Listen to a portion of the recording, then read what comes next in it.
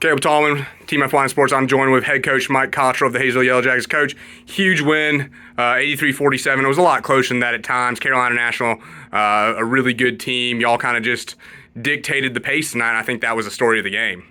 Yeah, I felt like going into this game, there were two big factors that we had to be concerned with, and one of them obviously is their ball speed up, on offense. They in the open court, they're really hard to defend. And the other was their pressure defense, trying to turn you over.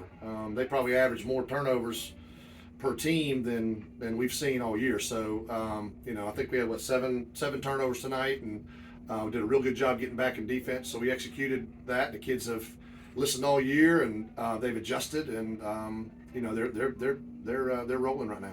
And then one of the big aspects of the game, everyone knows about McTaggart, Ash. They had your typical nights that you'd expect from them.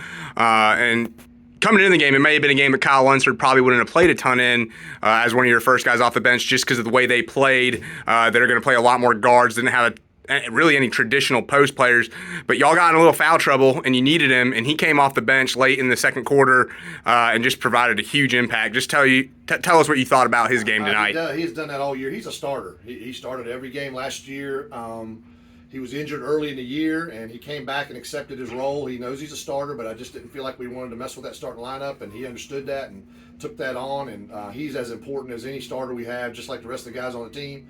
I thought Taylor McClure came off the bench and played excellent also. And they've been doing that all year long. So, they get it. They're and I think that's the reason that we're winning, is that these guys understand their role and what they need to do for us to win, and they're willing to do it.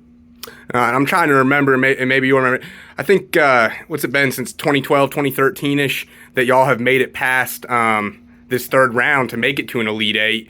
And obviously you're going to face better and better competition as you go. But right. Just talk about the accomplishment of being able to get back there, especially, in 3 rounds of play, you've had to come across 2 charter schools, right. and you found a way to finally get past some of them to get back to an Elite Eight. Well, you hit it on the head. Every year, the past few years, we've run into a really good charter school, and we've had a tough time figuring out ways to beat them. They're super talented usually, and they're deep in the playoffs for a reason.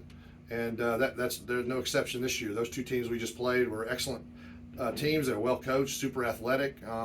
So we were that was a really 2 quality wins. Well, we appreciate it, Coach. We know we will be back here Tuesday. Don't have a game time yet, but we do know you'll be playing Thomasville. Might get with you before that one to see your thoughts, but just tell us what you think it's going to mean to be at home again for the 4th round, the Elite Eight. Especially, the crowds are growing and growing, and I don't know if you can fit many more in here than you did tonight. Yeah, and that's great. It's really helping us.